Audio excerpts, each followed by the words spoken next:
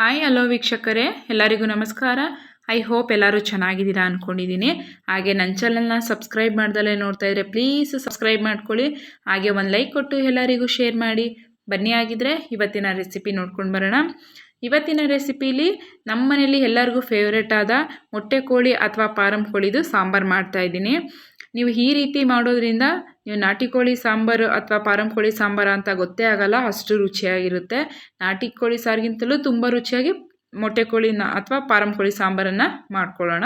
ಬನ್ನಿ ಆಗಿರಿ ಮಾಡುವ ವಿಧಾನ ನೋಡೋಣ. ನಾನಿಲ್ಲಿ 1 ರಿಂದ 1.25 kg ಫಾರಂ ಕೋಳಿನ ವಿತ್ ಸ್ಕಿನ್ ತೊಗೊಂಡಿರೋದು.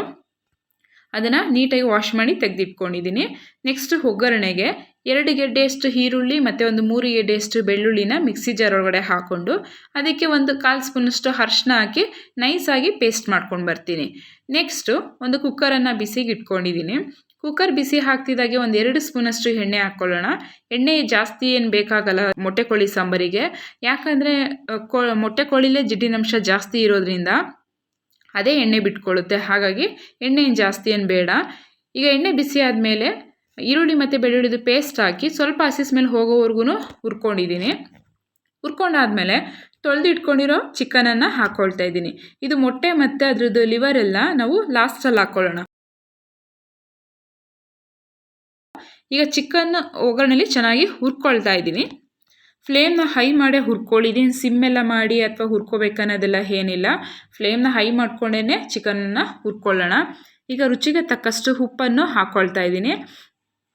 ಉಪ್ಪು ಹಾಕ್ಕೊಂಡು ಇದು ಚೆನ್ನಾಗಿ ಹುರ್ಕೊಳ್ಬೇಕು. ನಾವು ಚಿಕನಲ್ಲಿ ನೀರೆಲ್ಲ ಬಿಟ್ಕೊಳ್ಳುತ್ತೆ, ಇದಕ್ಕೆ ನೀರೆಲ್ಲ ಏನು ಹಾಕೋದೇನು ಬೇಡ.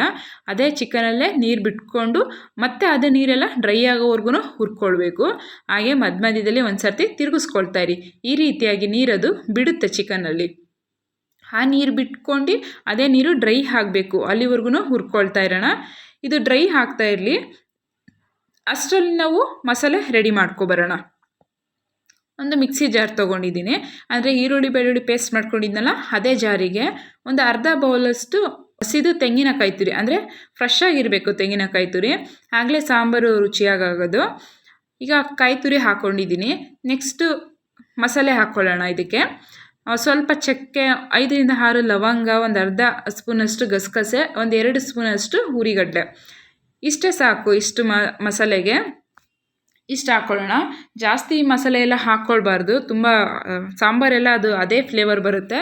ಹಾಗಾಗಿ ಸ್ವಲ್ಪನೇ ಮಸಾಲೆ ಹಾಕೋಬೇಕು. ನೆಕ್ಸ್ಟು ಒಂದು 10 ರಿಂದ 12 ಕಾಳಷ್ಟು ಮೆಣಸು, ಸ್ವಲ್ಪ ಪುದೀನ, ಸ್ವಲ್ಪ ಕೊತ್ತಂಬರಿ ಸೊಪ್ಪು ಜಾಸ್ತಿ ಹಾಕ್ಕೊಳ್ಬೇಕು. ಹಾಗೆ 1-2 ಇಂಚಷ್ಟು ಶುಂಠಿ ಮತ್ತು 2 ಟೊಮೊಟೊ, 1 ರಿಂದ 2 ಟೊಮೊಟೊ ಸಾಕು. ಇಷ್ಟನ್ನು ಹಾಕ್ಕೊಂಡು ಸ್ವಲ್ಪ ನೀರು ಹಾಕ್ಕೊಂಡು ನೈಸಿಗೆ ಪೇಸ್ಟ್ ಮಾಡ್ಕೊಂಡು ಬರ್ತೀನಿ. ಈಗ ನೈಸಾಗಿ ಪೇಸ್ಟ್ ಆಗಿದೆ. ಇದಕ್ಕೇ ನಾವು ಸಾಂಬಾರು ಪೌಡರನ್ನು ಹಾಕ್ಕೊಳ್ತಾ ಇದ್ದೀನಿ. ಒಂದು 3 ರಿಂದ 4 ಸ್ಪೂನಷ್ಟು ಸಾಂಬಾರು ಪೌಡರನ್ನು ಹಾಕ್ಕೊಳ್ಬೇಕು. ಆದರೆ ನಿಮ್ಮ ಮನೇಲಿ ಸಾಂಬಾರು ಕ್ವಾಂಟಿಟಿ ಎಷ್ಟು ಬೇಕು ನೋಡ್ಕೊಂಡು ಆ್ಯಡ್ ಮಾಡ್ಕೊಳ್ಳಿ. ಹಾಗೆ ಒಂದು ಚಿಕ್ಕ ಸ್ಪೂನಲ್ಲಿ 2 ಸ್ಪೂನಷ್ಟು ಧನಿಯಾ ಪೌಡರನ್ನು ಹಾಕ್ಕೊಳ್ತಾ ಇದ್ದೀನಿ. ಈಗ ಇದಕ್ಕೂ ಸ್ವಲ್ಪ ನೀರು ಹಾಕಿ 1-2 ರೌಂಡ್ ರುಬ್ಕೊಂಡ್ರೆ ಸಾಕು. ಅದು ಕಾಯ್ದು ಮಸಾಲೆ ಜೊತೆ ಮಿಕ್ಸ್ ಆದರೆ ಸಾಂಬಾರು ಪೌಡರು ಮಿಕ್ಸ್ ಆದರೆ ಸಾಕು. ಈಗ ನೈಸಿಗೆ ಪೇಸ್ಟ್ ಮಾಡ್ಕೊಂಡಿದ್ದೀನಿ. ನೆಕ್ಸ್ಟು ಚಿಕನ್ ಸಹ ಇಲ್ಲಿ ಚೆನ್ನಾಗಿ ಡ್ರೈ ಆಗಿದೆ, ಅಂದರೆ ಅದು ಚಿಕನೆಲ್ಲ ಹಿಂಗಿದೆ, ನೀರೆಲ್ಲ ಬಿಟ್ಕೊಂಡು ನೀರೆಲ್ಲ ಡ್ರೈ ಆಗಿ ಈಗ ಎಣ್ಣೆ ಥರ ಬಿಡಲಿಕ್ಕೆ ಸ್ಟಾರ್ಟ್ ಆಗಿದೆ. ಅಂದರೆ ಇದು ಪರ್ಫೆಕ್ಟ್ ಆಗಿದೆ ಅಂತ. ಈಗ ಈ ಟೈಮಲ್ಲಿ ನಾವು ರುಬ್ಬಿಟ್ಕೊಂಡಿರೋ ಮಸಾಲೆನ ಸೇರಿಸ್ಕೊಳ್ತಾ ಇದ್ದೀನಿ. ನೀವು ನೀರೆಲ್ಲ ಇರಬೇಕಾದ್ರೇ ಚಿಕನ್ಗೆ ಹಾಕಿದ್ರೆ ಸಾಂಬಾರು ಅಷ್ಟು ಚೆನ್ನಾಗಾಗಲ್ಲ. ಹಾಗಾಗಿ ನೀರೆಲ್ಲ ಡ್ರೈ ಆಗಿ ಎಣ್ಣೆ ಥರ ಬಿಡುತ್ತಲ್ಲ, ಆ ಟೈಮಲ್ಲಿ ರುಬ್ಬಿರೋ ಮಸಾಲೆನ ಸೇರಿಸ್ಕೊಳ್ಬೇಕು. ನೀವೀಗ ಸಾಂಬಾರು ಕ್ವಾಂಟಿಟಿ ಎಷ್ಟು ಬೇಕು, ಅಥವಾ ತೆಳು ಬೇಕಾ ಅಥವಾ ಗಟ್ಟಿ ಬೇಕಾ ಅಂತ ನೋಡ್ಕೊಂಡು ನೀರನ್ನು ಆ್ಯಡ್ ಮಾಡ್ಕೊಳ್ಳಿ. ಹಾಗೆ ಉಪ್ಪು ಸಹ ನಾವು ಮೊದಲೇ ಹಾಕ್ಕೊಂಡಿದ್ವಿ. ಹಾಗಾಗಿ ಇಲ್ಲಿ ನಾನು ರುಚಿ ನೋಡಿಕೊಂಡು ಬೇಕು ಅನ್ಸಿದ್ರೆ ಮಾತ್ರ ಹಾಕ್ಕೊಳ್ತಾ ಇದ್ದೀನಿ. ಹಾಗಾಗಿ ಒಂದು ಸರ್ತಿ ರುಚಿ ನೋಡ್ಕೊಂಡು ಹಾಕ್ಕೊಳ್ಬೇಕು. ಈ ಟೈಮಲ್ಲಿ ನಾವು ಮೊಟ್ಟೆ ಕುದಿ ಮತ್ತು ಅದ್ರ ಲಿವರ್ ಎಲ್ಲ ಇರುತ್ತಲ್ಲ ಅದನ್ನು ಇವಾಗ ಸೇರಿಸ್ಕೊಳ್ತಾ ಇದ್ದೀನಿ. ಈಗ ನಿಧಾನವಾಗಿ ಒಂದು ಸರ್ತಿ ಮಿಕ್ಸ್ ಮಾಡಿ ಕುಕ್ಕರ್ದು ಲಿಡ್ ಕ್ಲೋಸ್ ಮಾಡ್ಕೊಳ್ಳೋಣ. ಇಷ್ಟೇ ಇದಕ್ಕೆ ಮಸಾಲೆ. ತುಂಬ ಸಿಂಪಲ್ಲು. ಇದಕ್ಕೆ ಮಸಾಲೆ ಎಲ್ಲ ಹುರ್ಕೋಬೇಕಂತ ಏನಿಲ್ಲ. ಡೈರೆಕ್ಟಾಗಿ ಮಸಾಲೆ ರುಬ್ಕೊಂಡೆ ನಾವು ಈ ಥರ ಒಗ್ಗರಣೆಗೆ ಹಾಕ್ಕೊಂಡು ಮಾಡ್ಕೊಳ್ಬೋದು. ತುಂಬ ಸಿಂಪಲ್ ವಿಧಾನ ಅಂತಲೇ ಹೇಳ್ಬೋದು. ಈಗ ಬಿಗಿನಿಂಗರ್ಸ್ಗೆ ಮಾಡಲಿಕ್ಕೆ ಈಸಿ ಆಗುತ್ತೆ. ಈಗ ನಾನಿಲ್ಲಿ ಒಂದು 8 ವಿಷಲ್ ಕೂಗಿಸ್ಕೊಂಡಿದ್ದೀನಿ. 8 ವಿಷಲ್ ಆಗಿದೆ. ಈಗ ಕುಕ್ಕರ್ ಓಪನ್ ಮಾಡ್ಕೊಂಡಿದ್ದೀನಿ, ನೋಡ್ತಿದ್ದೀರಲ್ಲ ಎಷ್ಟು ಚೆನ್ನಾಗಿ ಸಾಂಬಾರು ರೆಡಿಯಾಗಿದೆ. ನೋಡಲಿಕ್ಕೆ ಎಮ್ಮೆಯಾಗಿ ಕಾಣಿಸ್ತಿದೆ ಅಂತ. ಅದು ಎಣ್ಣೆ ಎಲ್ಲ ಚೆನ್ನಾಗಿ ತೇಲ್ಕೊಂಡು ಬಂದಿದೆ ಅಂದರೆ ಚಿಕನ್ ಎಲ್ಲ ಚೆನ್ನಾಗಿ ಬೆಂದಿದೆ ಅಂತ. ಹಾಗೆ ಸಾಂಬಾರು ರೆಡಿಯಾಗಿದೆ. ನೀವು ಎಕ್ಸ್ಟ್ರಾ ಬೇಕಂದರೆ ಉಪ್ಪು ಅಥವಾ ಏನಾದರೂ ಸೇರಿಸ್ಕೊಳ್ಬೋದು. ಈಗ ಚೆಕ್ ಮಾಡಿಕೊಂಡು ನಾನು ಹಾಗೆ ಬಿಸಿ ಮಾಡ್ಕೊಂಡಿದ್ದೀನಿ ಅಷ್ಟೇ. ಇಷ್ಟೇ ಸಿಂಪಲ್ ಮೆಥಡಲ್ಲೇ ಸಾಂಬಾರು, ಮೊಟ್ಟೆ ಕೋಳಿ ಸಾರು ಅಥವಾ ಪಾರಂ ಕೋಳಿ ಸಾಂಬಾರು ರೆಡಿ ಆಯಿತು. ನೋಡಲಿಕ್ಕೆ ಒಳ್ಳೆ ನಾಟಿ ಕೋಳಿ ಸಾಂಬಾರು ಥರ ಕಾಣಿಸ್ತಿದೆಯಲ್ಲ.